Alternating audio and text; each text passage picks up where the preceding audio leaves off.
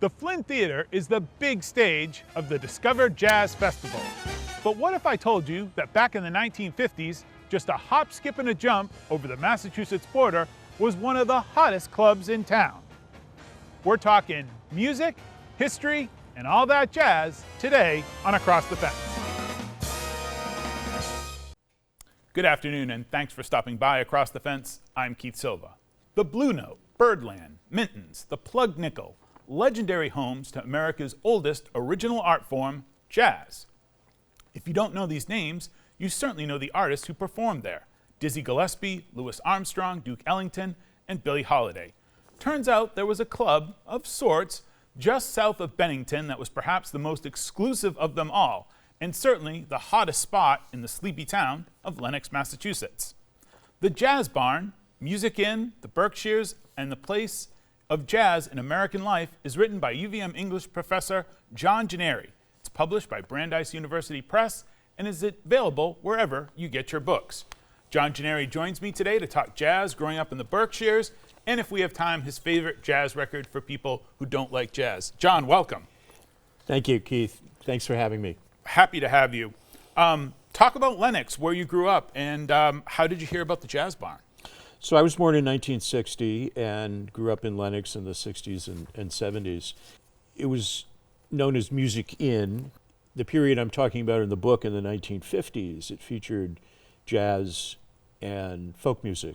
And I was going there as a teenager when the focus was more on rock music, blues, reggae. And it was an amazing kind of epicenter of all of that music. Bob Marley played there, the band, the Allman Brothers, the Kinks, Bruce Springsteen before he was Bruce Springsteen. Bruce Springsteen.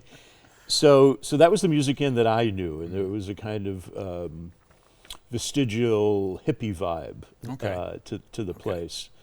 But I began to hear about the jazz that was at the inn in the 1950s, and I met this woman named Stephanie Barber, who turned out to be, with her husband Philip, the proprietor and impresario of this jazz scene in the 1950s. We'll talk about the Barbers because they're central to the story, they're central to the book.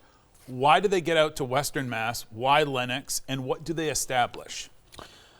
So the Barbers were kind of an New York couple in the 1940s. Philip Barber had been a man of the theater and actually a quite prominent figure, one of the founding faculty members of the Yale School of Drama, and then later director of the New York chapter of the Federal Theater Project, one of the WPA.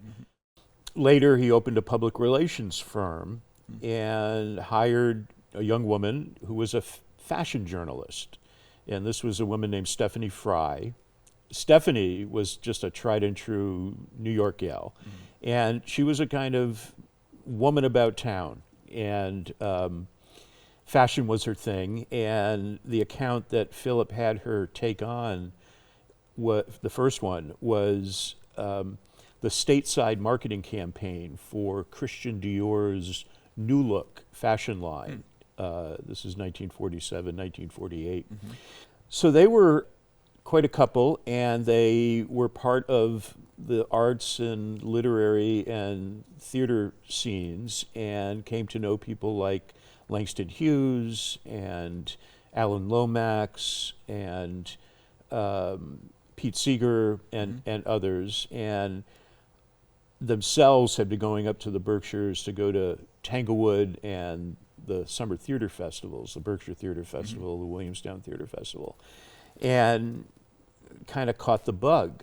And it was about a 2.5 to 3 hour drive from New York, and Philip figured he could keep his PR firm running while Stephanie doing much of the heavy lifting could run this inn that they fashioned out of the outbuildings of one of the great cottages or estate properties called Wheatley, which is right on the line between Lenox and Stockbridge. and starting in 1950, a set of performances, and almost from the beginning connected with educational workshops and such, led by a man named Marshall Stearns, who I think we'll talk about in a minute. Did they see what they were doing as a political as well as a social justice, what we'd call social justice today? Why was that so critical to their mission? Well, they were socially conscious, and whatever they did with the kind of people they were associating with ended up being political, because many of the people that they were connected with and they were programming at Music In the 50s had been blacklisted. Oh, okay.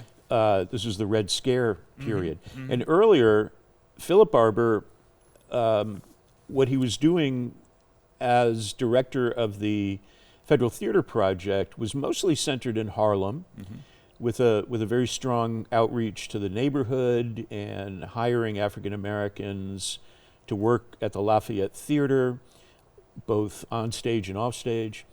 And the productions tended to have a kind of political left tilt. And this caught the attention of Martin Dees, who was the first chairperson of the House Un-American Activities Committee. And he thought that racial equality was a communist idea.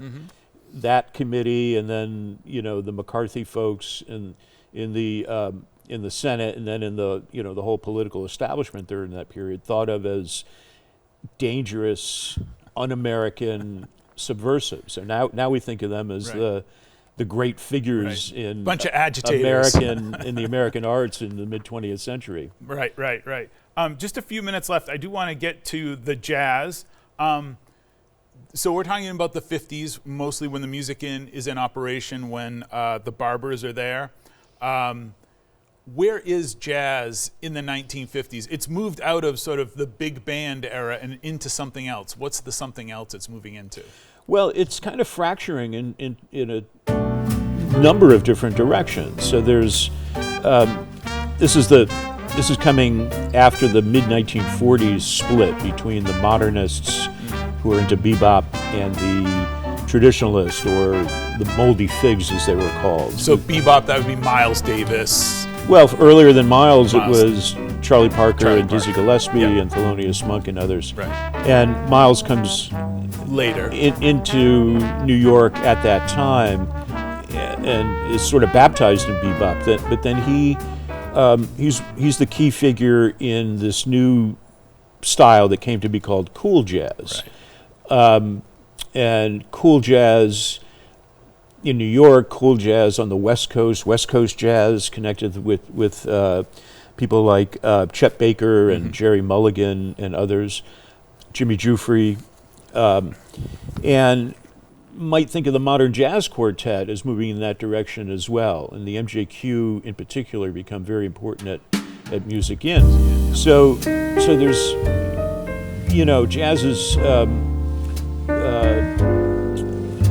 set of subcultures, as it were. But I think the other thing is that the cultural discourse of jazz is interesting, because at the same time that Hollywood and popular culture in general is focused on the relationship between the jazz world and vice, particularly drugs. Okay.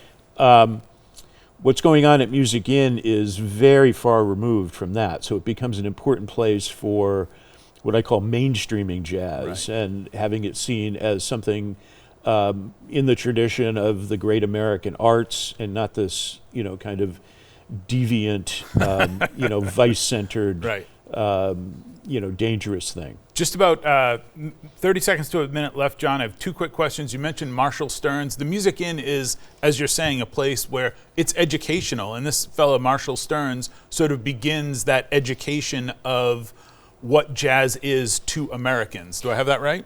Marshall Stearns ends up founding what's called the Institute of Jazz Studies, which has been at Rutgers Newark for many, many years now, since the late 60s, and is the place where anybody who's doing jazz scholarship has to go, because that's where the periodicals are and the oral histories and such. But he started out of his apartment in Greenwich Village in the 50s. But Lenox and what he was doing in Lenox with the name Jazz Roundtables, and I'll explain that name in just a second, was really the intellectual kind of think tank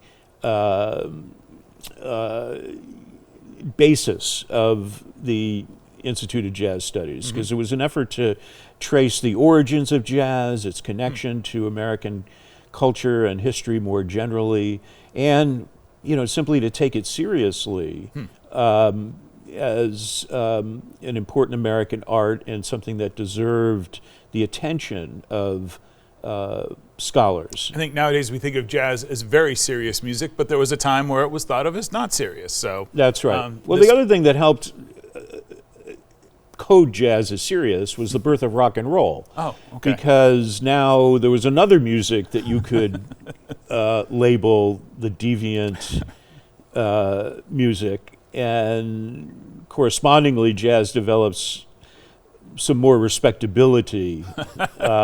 Thanks to those rock and rollers. Yeah, exactly. John, I said I didn't know if we would get to this question or not, but the jazz album you would recommend to people who say, I don't like jazz, it's too noisy, or it's too serious? Well, I'm going to give you the standard answer to this question, which is Kind of Blue by Miles Davis in 1959. Can't disagree. Can't disagree. That's probably one of the finest creations humans have ever come up with. Well, John Gennari, the Music Inn and the Jazz Barn are another great thing that people have created, that you've created, John. Thank you very much, and thank you for talking with me today. John's book, The Jazz Barn, The Music Inn, The Berkshires, and the Place of Jazz in a Modern American Life is out now.